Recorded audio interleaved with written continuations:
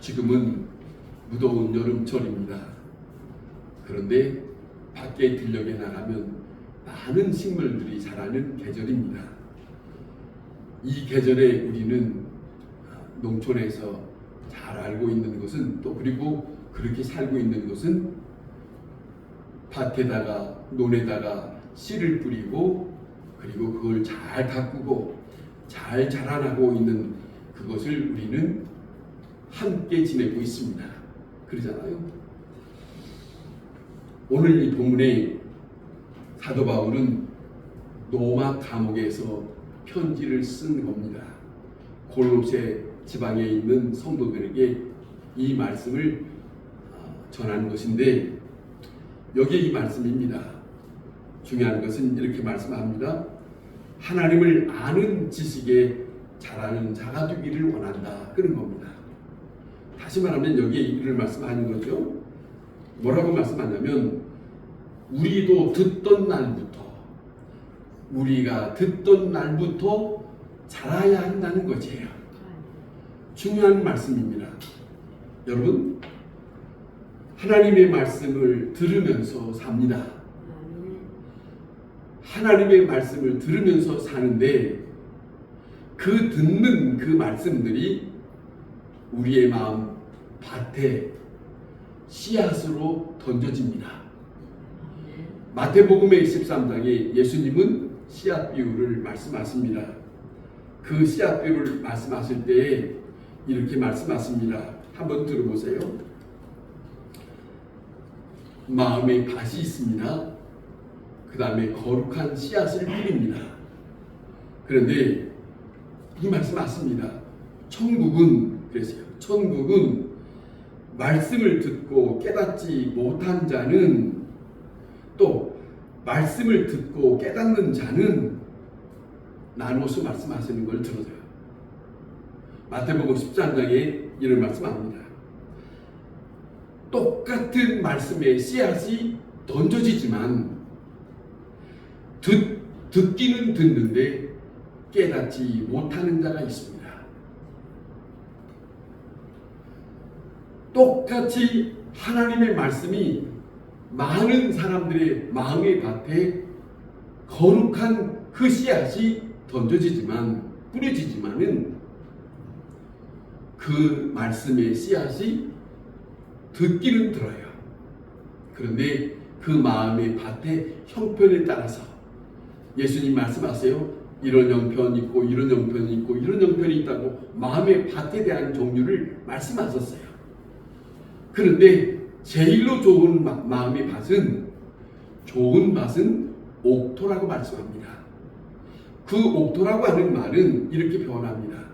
무슨 말씀이냐면, 그 씨앗이 뿌려주셨을 때, 그 씨앗은 말씀의 씨앗이 들려졌을 때, 그 말씀의 씨앗이 들려질 때에 깨달음이 있다는 거예요.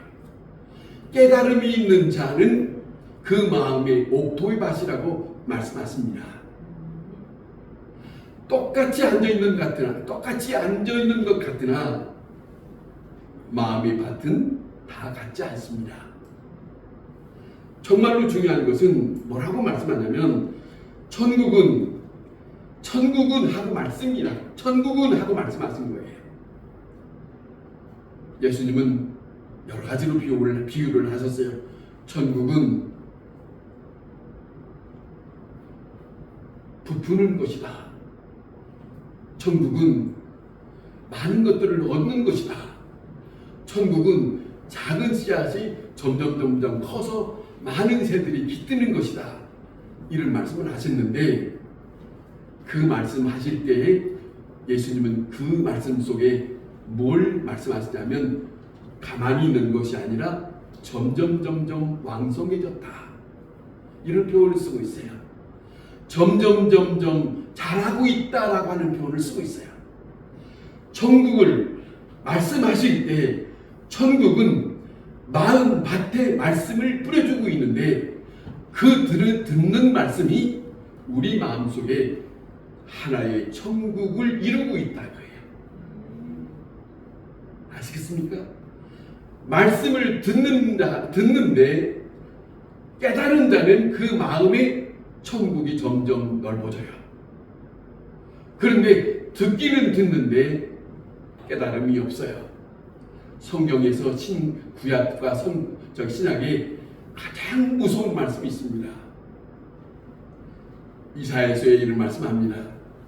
이사야서에 있는 말씀을 예수님은 다시 끌어들여서 그 말씀을 이스라엘 백성들에게 합니다마는 이렇게 말씀하십니다. 너무너무 귀한 말씀이에요.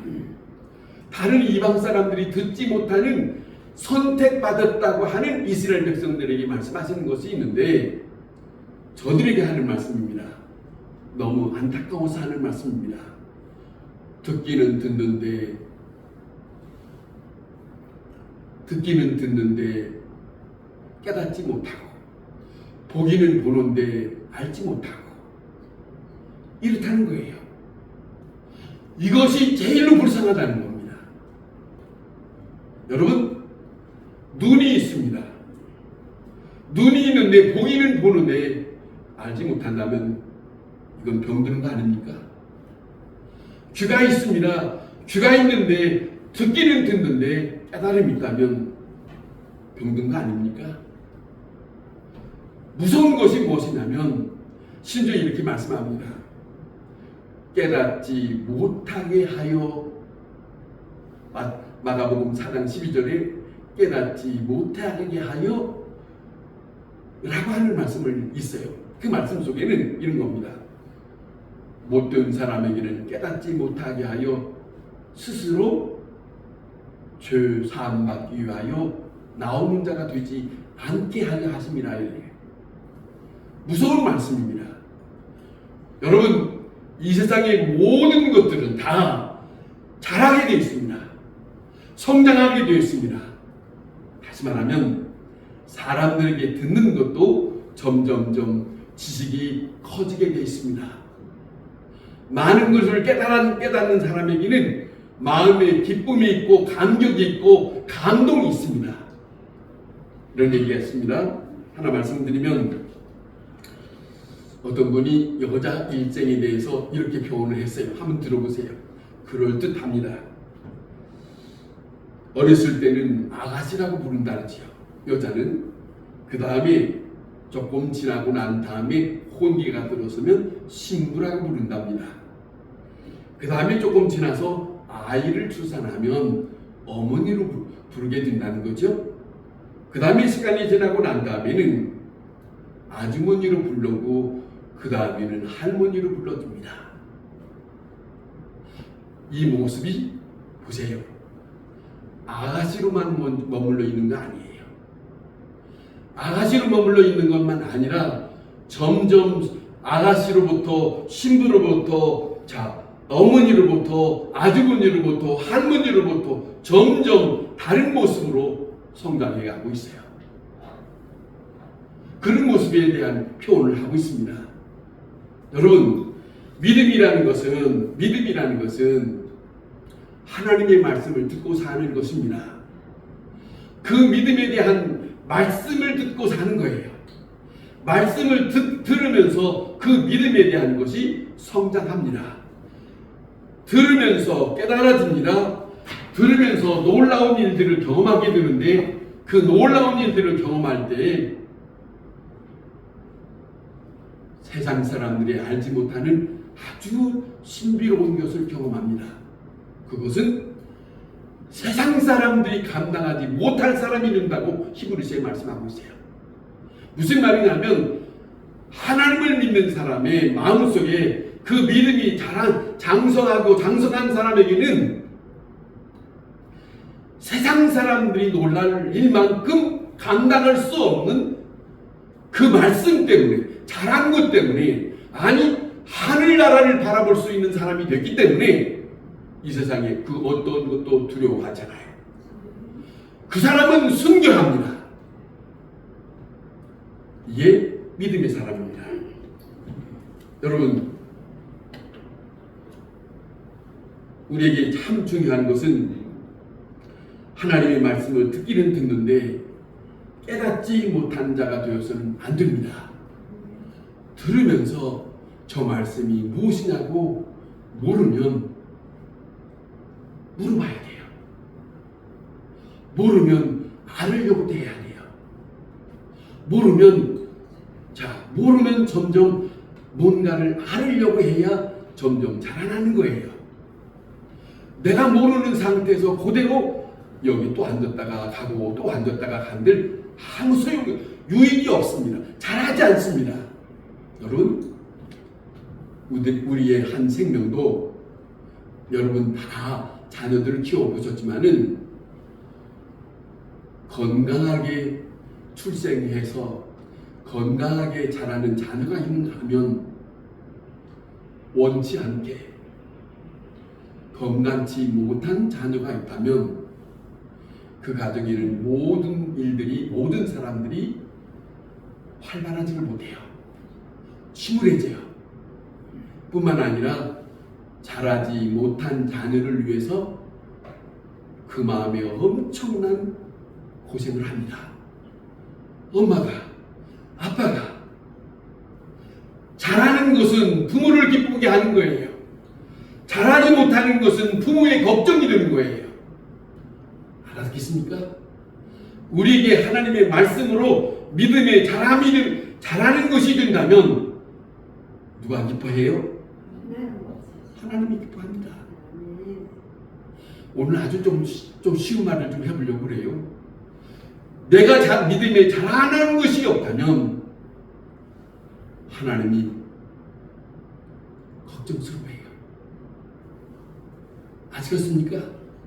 알아들어요? 내가 믿음으로 자라는 사람이 되어야 된다 하는 것이에요. 중요한 겁니다. 자, 믿음으로 자라는 사람은 엄청난 일들에 대하여 잘 감당하는데 성경에 이런 사람 저런 사람이 표현되어 있지만은, 자 보세요. 지금 내가 당하는 일을 이해가 안 돼요. 내가 왜 이런 일을 당해야 되는지. 그런데 그 믿음의 말씀을 받아들이는 사람은 점점 그 일에 대하여 깨달아서 그것을 잘 감당하는 사람이 됩니다. 믿음에 대한 말씀을 듣기는 들었는데 깨달음이 없으면 승리자가 될 수 없습니다. 믿음에 대하여 말씀을 받아들일 때 깨달음이 없으면 남을 용서할 수 없습니다. 믿음에 대한 말씀을 예수님은 충분히 이 세상에서 이런 모습으로 말씀하셨고 저런 모습으로 말씀하셨어요. 많은 사람들에게 말씀하셨는데 그들이 알아듣지 못하니까 한 번은 성경에 이런 얘기가 있어요.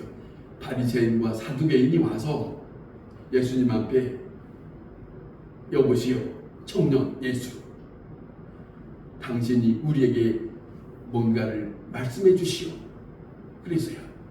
그런데 예수님이 뭐라고 하시냐면 이 세상에 다시 내가 너에게 보여줄 수 있는 것은 요나 비유밖에 없다 그랬어요. 요나 비유란 사실은 비유적인 말씀이지만 예수님 자신에 대한 얘기예요.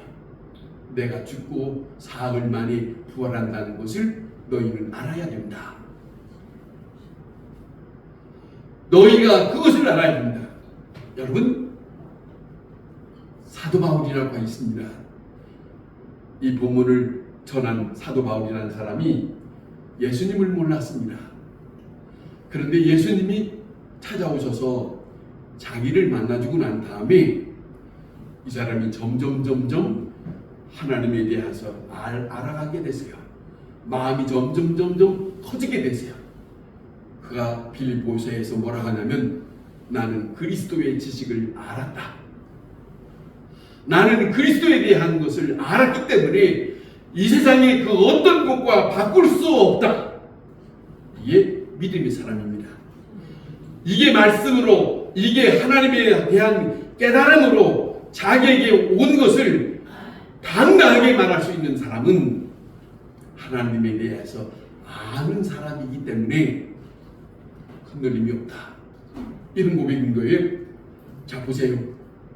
구약 성경에 야곱의 아들 요셉이라는 사람, 자기 형들이 왜 나를 파는지 억울합니다. 남의 나라에 전혀 알지 못하는 그곳에, 생전에 알지 못하는 그곳에 무려 13년 동안을 살아가는 동안에 자기 딴에는 성실하게 살아갑니다. 진실하게 살아갑니다. 그런데 그곳에서 억울한 일을 당합니다.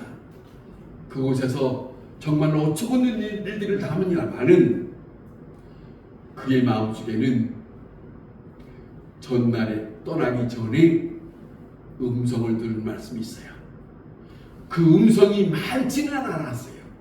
그러나 그 음성의 계시적인 음성, 말씀이 짧지만은 두 번의 꿈속에서 나타난 그 말씀이지만은 그는 그것을 자꾸 도새기는 거예요. 살면서. 여러분, 말씀이 많이 들었다고 해서 그 사람이 믿음이 깊이 성장한 것이 아니라, 제가 볼 때는 말씀이 많지 않아. 보세요. 사도 바울이라는 사람은 다메섹이라고 하는 곳에서 예수님을 만났을 때 예수님의 제자 12명이 3년 동안 들은 것보다는 훨씬 적어요. 길지 않았습니다.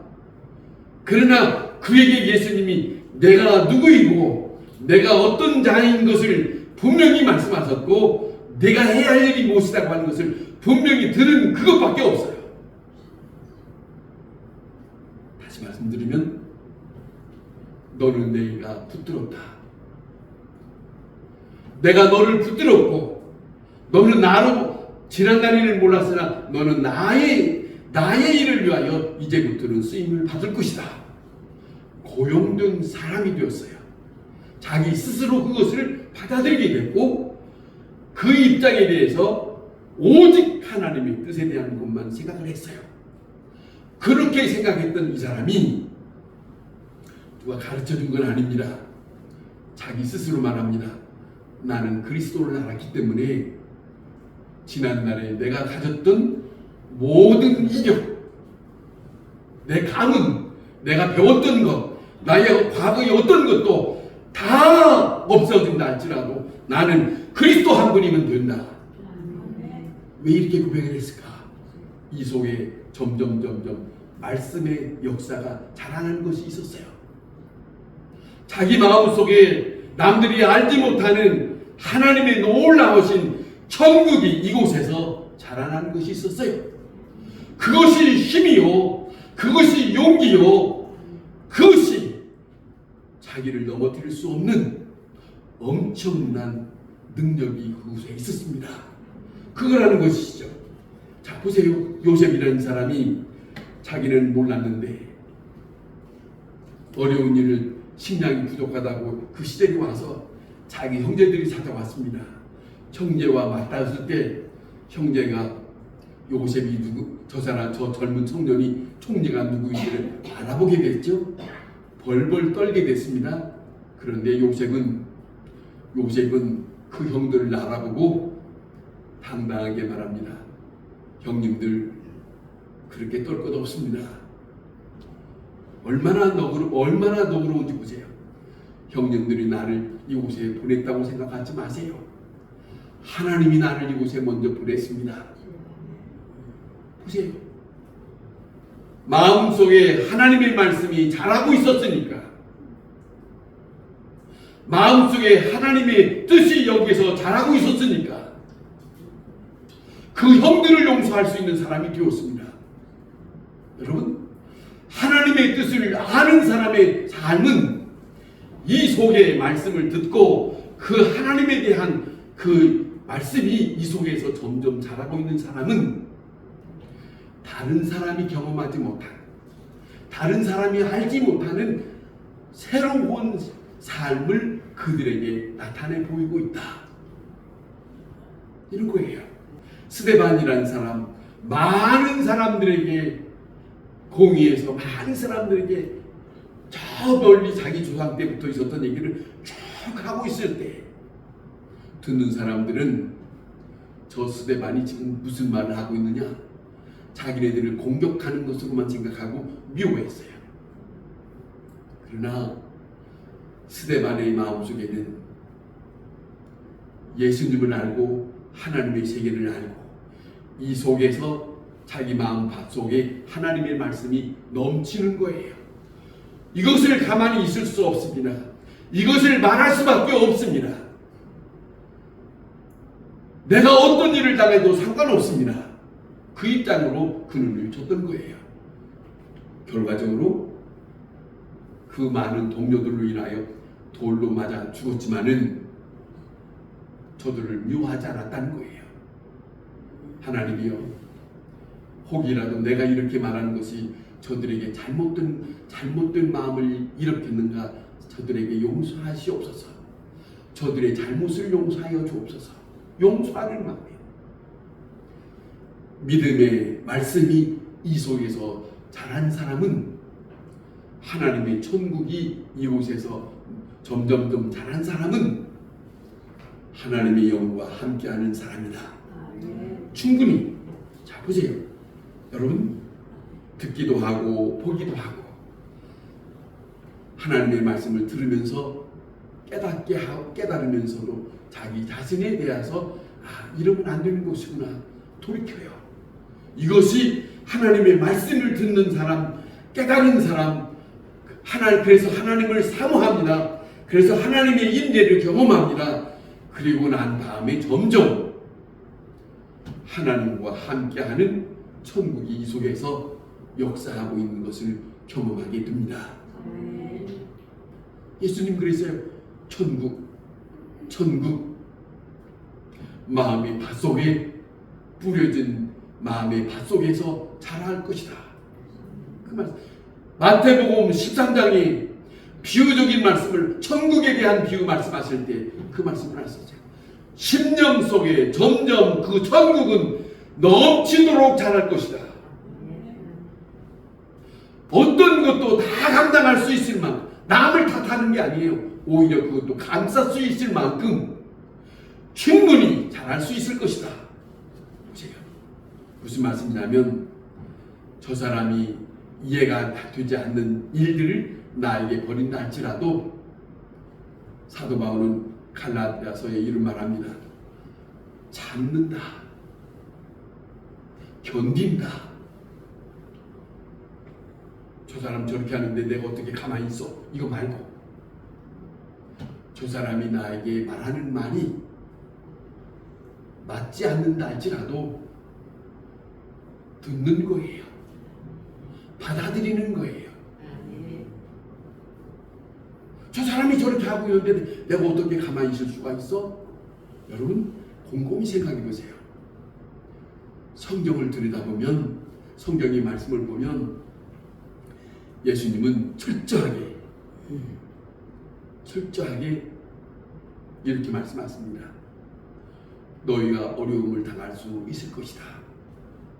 억울한 일을 당할 수 있을 것이고 핍박을 받을 수 있을 것이고 어려운 환난이 있을 것이지만은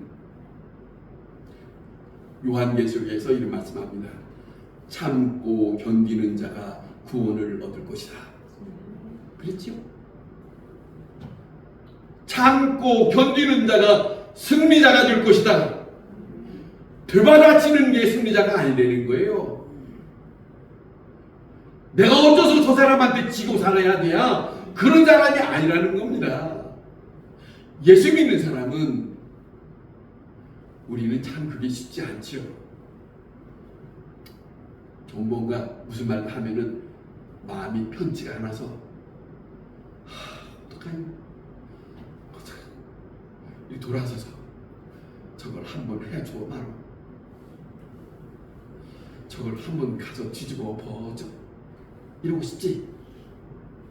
근데 하나님의 말씀은 그러지 말라는데 이게 우리는 쉽게 안 되네.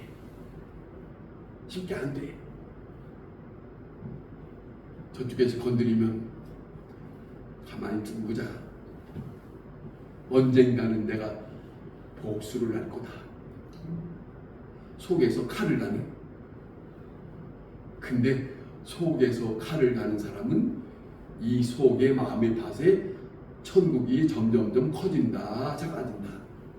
잘 알 수가 없어. 그렇게 되어 있습니다. 여러분, 하나님의 사람들에게는 또 다시 얘기를 드려봅시다. 믿음의 사람, 믿음의 조상 아브라함이라고 하는 창세기 12장에 아브라함이라는 사람이 나옵니다. 그 아브라함을 하나님이 찾아오셔서 그에게 말씀합니다. 너는 본토 친척 아비집을 떠나 내가 말하는 대로 가자. 자, 보세요. 아브라함의 마음의 밭에 하나님의 말씀의 씨앗을 그에게 던졌어요. 던졌더니 이 아브라함이 움직입니다. 움직였단 말은 그래도 마음의 밭이 괜찮다는 거지. 움직여서 그 아버지 본토 친척 거기를 떠났어요. 떠나서 한참 동안 나왔습니다. 나왔는데 나와서 살 동안에 창세기에 보면 믿음의 조상이라고 하지만은 하나님의 말씀보다 자기 생각대로 산 일들이 많아요. 아직 그렇게 익숙지가 못해서요. 그럴 때마다 하나님이 찾아오셔서 말씀하시고 그렇게 하는데도 아직도 자기 중심적인 것이 있어서 창세기 16장에 가서는 그때에 하나님을 만나기 17장 13년 터울이가 있는데 86세 때 그 아브라함의 부인 사라와 함께 상의를 해서 사라의 자기 부인의 요종을 자기 남편에게 주어서 아이를 낳는 것도 이것도 하나님이 말씀하시는 그 방법이 아니겠느냐, 이런 이상한 짓을 했어요. 그래서 13년 동안 하나님의 음성을 듣지를 못합니다. 17장이 딱 앞에 앞장에 보면 하나님의 뭐라고 하냐면 아브라함을 탁 부릅니다. 불러서 아브라함아, 예, 너는 나를 아느냐? 내가 누군 줄 아느냐? 물었어요. 거기서 하나님이 뭐라고 하시냐면 내가 전능자가 아니냐? 내가 한다고 했으면 하는 줄 알아야지 왜 못 받아들이느냐? 무슨 말씀이에요? 하나님의 말씀을 하나님이 이 아브라함이 처음 불렀을 때 이렇게 두 가지 말씀 약속했어요. 내가 너에게 땅을 주겠다. 그 다음에 또 한 가지는 이 아브라함에게 자식이 없으니까 하나님이 약속했습니다. 내가 너에게 자식을 주겠다. 그랬거든요. 그런데 나이가 점점 먹을수록 아기가 없어요. 그러니까 좀 이상한 짓을 했지요. 그런데 아기를 출생하고 13년이 지나고 난 다음에 하나님이 아브라함아, 내가 누구냐라고 하는 물음은 왜 너는 네 방법대로 네 생각대로 이랬단 말입니다. 여러분, 하나님의 말씀을 듣고 사는 사람에게는 하나님의 말씀으로 살아야 합니다. 그래야 이 속에 하나님이 기뻐하세요. 하나님이 기뻐하는 삶을 살아가기를 원하신다면 그것이 우리에게 가장 필요하다 하는 말씀입니다. 예수님이 이렇게 말씀하세요. 나는 나 혼자가 아니라 나의 아버지와 함께한다. 그렇게 말씀을 하셨어요. 그렇다면 믿는 사람은 혼자입니까? 누구와 함께하는 겁니까? 그래서 예수님이 특별히 요한복음에는 나는 나 혼자가 아니다. 내 아버지가 함께 하신다. 나는 내가 내 일을 하는 게 아니라 아버지의 일을 한다. 항상 아버지에 대한 말씀하셨어요. 오늘 이 본문에 9절에 이로써 우리도 듣던 날부터 그랬어요. 바울이 그렇습니다. 듣던 날부터 그럽니다. 기도도 하고 여기 보면 몇 가지 이렇게 하기도 하고 이렇게 하기도 했다는 말을 합니다. 뭐라고 하냐면 이런 말을 합니다. 자, 우리가 기도하기를 그치지 아니하였다. 그리고 뭐라고 하냐면 신령한 지혜와 총명이 하나님의 뜻을 아는 것으로 채우게 하시고, 자, 그리고 범사에 기쁘게 하시고 열매를 맺게 하시고, 자, 점점점 하나님을 알아가는 자가 되게 하시고. 여러분, 우리가 하나님의 사람이라면 하나님이며 하나님을 더 알기를 원합니다. 하나님을 더 알기를 원합니다. 그 기도가 우리에게 필요합니다. 그 마음으로 성경을 봐야 됩니다. 그 마음으로 말씀을 들어야 됩니다. 그 사모하는 마음으로 기도해야 됩니다. 그러잖아요. 그런 생각이 없이 아무 생각 없이 하는 게 아니고 내 마음속에 하나님이 원하시는 바로 살리는 한 사람으로 살기 위해서 그것이 우리에게 필요하다는 것이죠. 여러분, 그 하나님 아버지는 나를 살리시려고 나에게 찾아왔다고 가르쳐주고 있어요. 그잖아요. 예, 보세요. 이제 출애굽기 보면 내가 너희를 애굽 땅에서 종살이 하던 너희들을 내가 너희를 이끌었다는 것을 잊지 마라. 이렇다니까요. 그런 것처럼 하나님은 우리에게 시시때때로 말씀을 하시는 것은 뭐냐면 잊지 마라 이럽니다. 내가 너희를 내 나라에 데려가고 싶어서 내 독자를 주었다는 것을 잊지 마라. 내 사랑하는 독자를 이 땅에 보냈다는 것을 잊지 마라. 아멘. 마음이 와닿지 않습니까? 여러분, 우리 마음속에 하나님의 말씀이 이 속에 차곡차곡 점점 풍성해져야 돼요. 이것이 우리가 믿음을 지켜가는 데 큰 힘이 됩니다. 하나님의 뜻을 바로 알게 하시는 일은 하나님의 영을 힘입어야 합니다. 아멘. 여러분, 정말입니다. 참 죄송합니다. 그렇게 살아가는 것이 믿음의 사람이다 하는 걸 잊지 마시기를 바랍니다. 기도하겠습니다.